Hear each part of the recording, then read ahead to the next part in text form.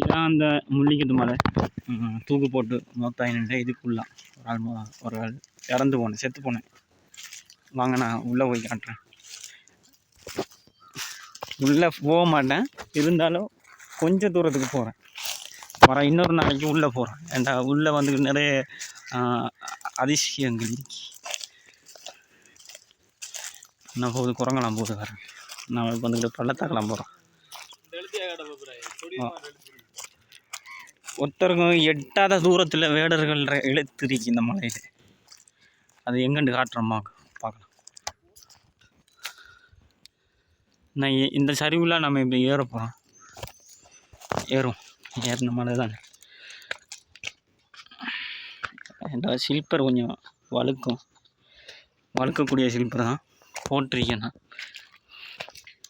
இந்த வீடியோவை பார்க்குறவங்க எல்லோரும் சப்ஸ்கிரைப் பண்ணினா தான் நான் அடுத்த வீடியோ போடலாம். எனக்கு கொஞ்சம் ஆறுதல் அடிக்கும் வீடியோ போடுறது. கொஞ்சம் பேர் பார்க்காங்களே, ஒருத்தரும் பார்க்காதத பார்க்காங்களே, அந்த மாதிரி நமக்கு ஒரு இது ஒன்று கிடைக்கும்.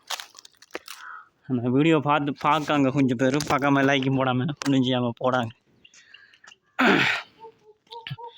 ஏறு விளக்கிது வா. இதை விட அதிசயம் இதுக்குள்ளே போனால் தான் இருக்குது. இதுக்குள்ளே போனால் தான் அதிசயம். இதெல்லாம் ஒரு குகை. இதுதான் நம்பர் 1 ஃபெஸ்ட்டு குகைன்னு நினைக்கிறேன். நான் சொன்னல அந்த எட்டாவது தூரத்தில் எழுத்துக்கள் இருக்குன்னு சொன்னேன். அது இதைத்தான் நான் விளங்குதாண்டு பாருங்க. ஜூன் பண்ணுறேன். நான் இப்போ வேடர்கள்ட்ட எழுத்தா இருக்கா பாருங்க, விளங்குதா? கடும் தூரத்தில் இருக்கு. இது வந்துக்கிட்டு ஒரு குகை தான் இது.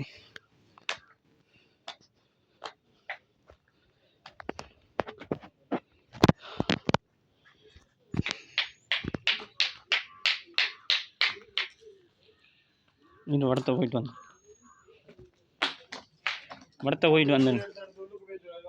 சே, உனக்கு அவ்வளோ பயமாக இருக்குல்ல?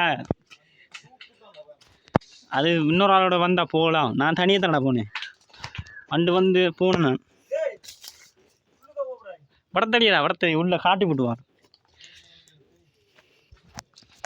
நீ அடுத்த நெல் இன்னைக்கு வந்துக்கிட்டு உள்ள மேலே போகிறதுக்கு வழி நாயெல்லாம் நிற்கி பாருங்க.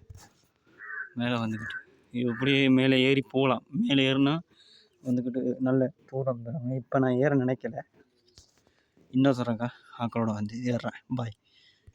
இங்கே ஏறினாலே வாடகை சூரம் பழங்குதாண்டா. அப்போ மேலே ஏறினா எவ்வளோ சூரம் பழங்கும்?